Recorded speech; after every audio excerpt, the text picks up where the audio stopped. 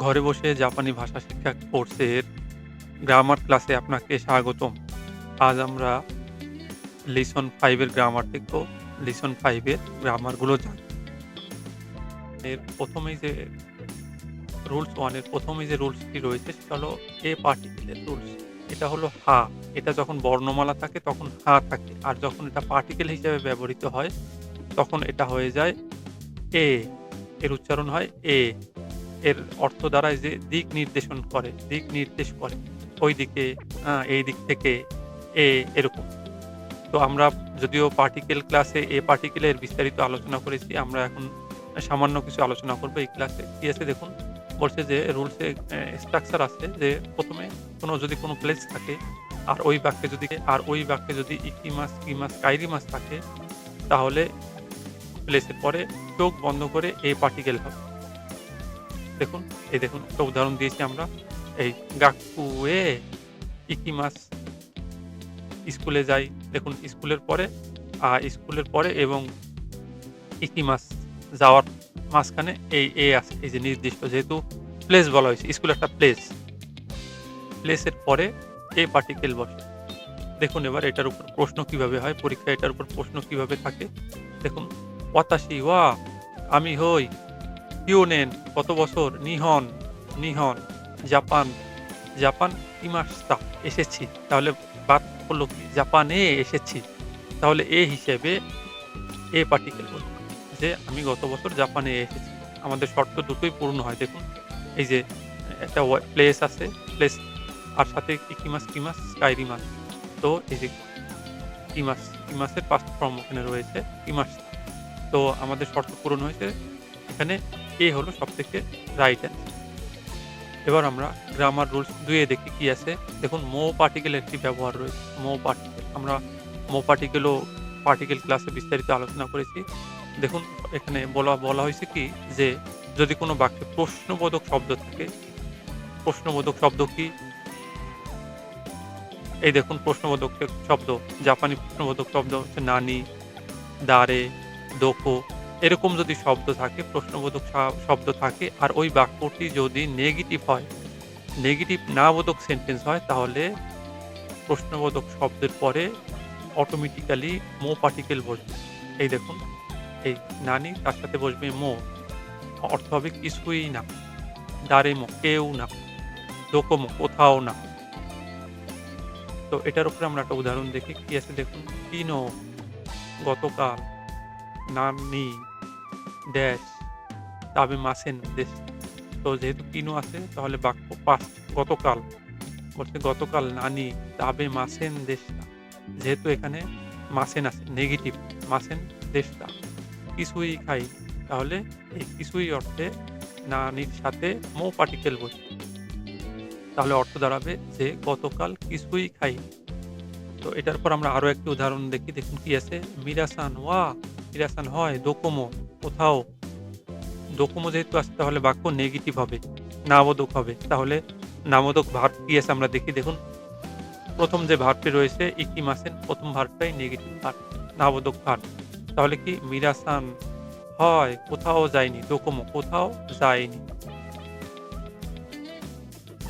আশা করি বুঝতে পেরেছি। এবার আমরা ৩ নাম্বার রুলস দেখি। দেখুন ৩ নাম্বার রুলস কি বলছে যে দে পার্টিকেলের ব্যবহার।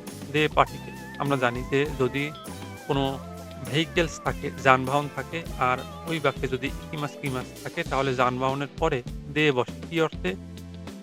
বাই অর্থে, দিয়ে বা দ্বারা অর্থে। বাই বসে দিয়ে বা দ্বারা অর্থে। যেমন একটা উদাহরণ দেখুন, চিদেনশা দে ইকিমাস মানে সাইকেলে যাই। কিসে যাই? সাইকেলে। এই যে দে, সাইকেলে যাই। এই যে ইকিমাস, কিমাস এবং একটা ভেহিকল সাইকেল আছে। তো এইজন্য এখানে দে পার্টিকেল হবে। তো এবার এটা দিয়ে কিভাবে প্রশ্ন পরীক্ষায় আসে দেখি। যে দেনশা দে ইকিমাস ট্রেনে যাই, ট্রেনের মাধ্যমে যাই বা ট্রেন দিয়ে যাই। হুম, দে। আচ্ছা, এবার আরো একটি উদাহরণ দেখুন কি আছে দেখুন কি আছে। ওয়াতাশি ওয়া আমি হই, ইউ আজ, তাকুশি ট্যাক্সি। দেখুন ট্যাক্সি, তাকুশি আছে ট্যাক্সি ড্যাশ তারপরে বলছে গাক্কু। এই যে দেখুন গাক্কু, হ্যাঁ, গাক্কু এ ইকিমাস্তা।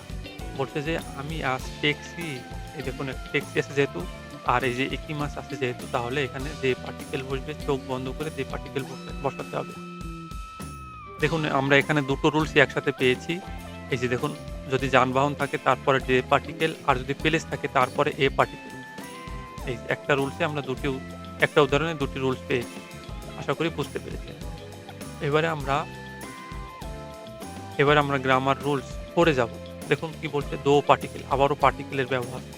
তো এইরকম বিভিন্ন লিসনে বিক্ষিপ্তভাবে বিভিন্ন একেকটা পার্টিকেলের একেকটা রুলস দেওয়া থাকে যেটা স্টুডেন্টদের বুঝতে অসুবিধা হয়। আমরা দীর্ঘদিনের অভিজ্ঞতা থেকে এটা দেখেছি যে এটা স্টুডেন্টদের বুঝতে অসুবিধা হয়। এই কারণে আমরা শুধুমাত্র পার্টিকেলের উপরে আলাদা ক্লাস নিয়েছি।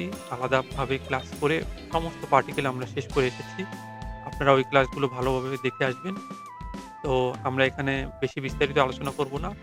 তো আমরা এখানে সামান্য আলোচনা করব পার্টিকেলের উপরে। দেখুন কি বলছে যে যদি কোনো বাক্যে নাউন থাকে, কি নাউন? পারসন নাউন অথবা অ্যানিমাল নাউন, আর ওই বাক্যে ভার্ব থাকে তাহলে অটোমেটিক্যালি দো পার্টিকেল বসবে। কি হিসাবে বসবে?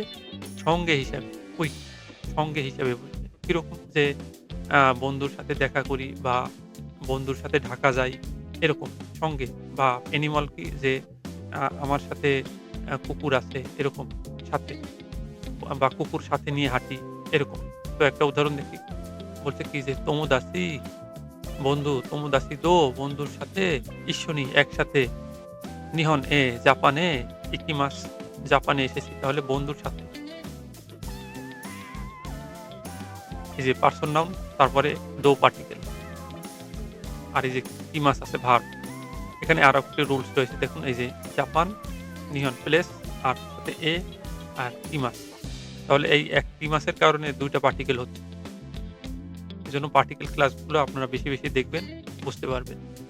তো এটা ছিল কারো সাথে বোঝাতে যে বন্ধুর সাথে। আর যদি একা যায় তাহলে কি হবে? এই দেখুন হিতুরি, হিতুরি একা, একা, একা যদি যায় তাহলে আর তো পার্টিকেল হবে না, দে পার্টিকেল হবে। যে হিতুরি ঢাকায় কিমাসটা একা ঢাকায় এসেছি। এখানে যেহেতু কারো সাথে না সেহেতু একা এসেছে, সাথে একা তো আর সাথে হয় না। এজন্য তো পার্টিকেল হবে না, হবে দে পার্টিকেল। তো এই ছিল লেসন 5 এর গ্রামার। খুব ছোট একটি লেসন ছিল এটি। এরপরে আপনাদের জন্য আমরা কিছু রেঞ্জও রেখেছি, হোমওয়ার্ক রেখেছি। এগুলো আপনারা নিজে, নিজে করার চেষ্টা করবেন। এরপরে নিজে, নিজে করার পরে যা অ্যান্সার হয় এটার সাথে মিলাবেন। কোথায় কি ভুল গেল আপনারা নিজেরাই বুঝতে পারবেন।